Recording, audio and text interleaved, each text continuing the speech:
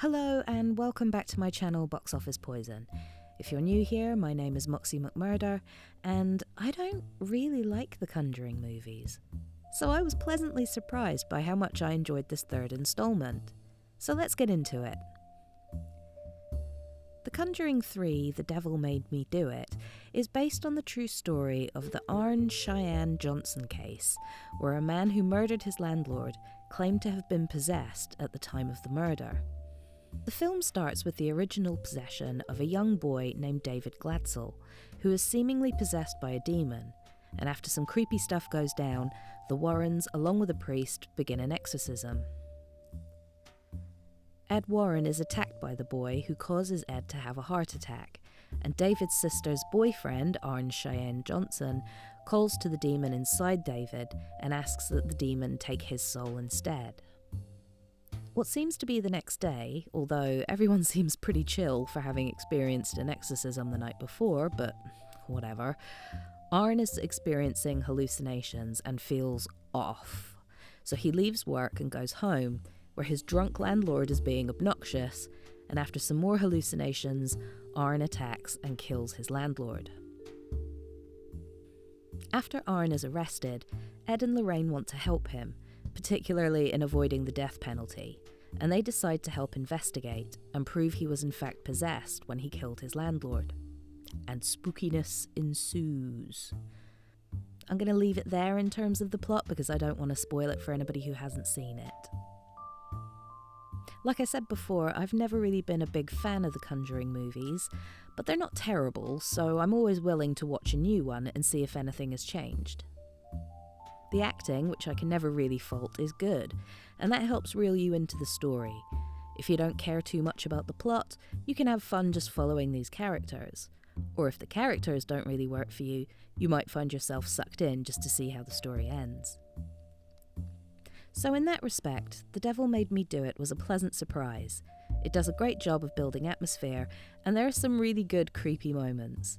But I will say, I'm kind of over the contortions and broken body look of possessions and ghosts and other creepy stuff.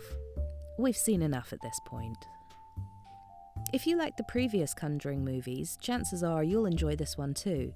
If they're not really your cup of tea, I'd say give it a go and you might be surprised. Obviously, there are some creative liberties being taken here, but that's to be expected in these films, and especially ones that are based on true stories. I think my problem with the Conjuring movies is that they're fairly simple ghost stories that are played up as though there's something new. I don't want to be that person, but they feel like horror light. Movies for people who maybe really aren't that into the genre. But maybe I'm being unfair. But maybe I'm not. It's my channel. I said what I said. They're not particularly scary films, although there are some good jump scares. But they don't leave you questioning whether you want to leave the hallway light on while you sleep.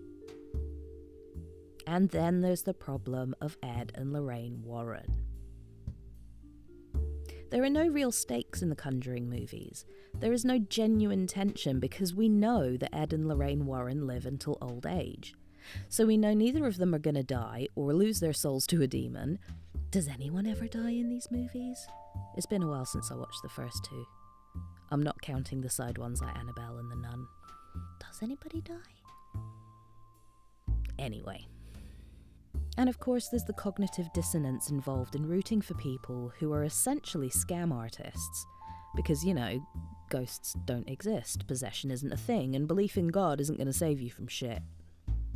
But how you feel about Ed and Lorraine Warren, scam artists or genuine paranormal researchers, doesn't change the fact that they're great characters to use, due to all the cases they were involved in. But the whole religion aspect in terms of Ed and Lorraine's faith can be frustrating at times. The reliance on God to help them save the day becomes too predictable and, as I said before, kills any tension. Leaning on the trope that what you are about to see is real, or based on a true story, is at best misleading and at worst an outright lie. The Conjuring 3, The Devil Made Me Do It, is a fictionalised account of the Warrens' investigation of the possession. I could argue that the film could have been stronger if it played out like a courtroom drama, a little bit like the trailer hinted at, but they chose not to do that, probably because it would be stretching the truth a little too far, and I suppose it would be accused of being derivative of the exorcism of Emily Rose. But more importantly, in reality, the jury heard nothing about the so-called possession during the trial, as the judge ruled that such a defence could never be proven and was therefore infeasible in a court of law. This is based on the true story of Arne, and he actually committed the murder months after the exorcism, not days later as implied in the film. The jury took 3 days to determine that he was guilty of first-degree manslaughter, and he served 5 years of his 10 to 20-year sentence. I'm not sure if making a film like this is good or bad in terms of morality. Do these films in particular further the belief in such supernatural events because of their connection to the real-life Warrens? I don't know. But what I do know is that this film kind of excuses the very real-life murder by saying he was possessed.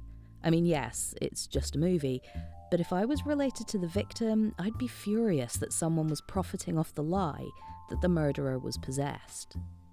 I don't know, just something to think about. Thanks for watching. If you enjoyed this video, please leave a comment. YouTube loves a comment. And give the video a thumbs up. If you haven't already, subscribe to my channel so you don't miss out on any new content. Stay spooky.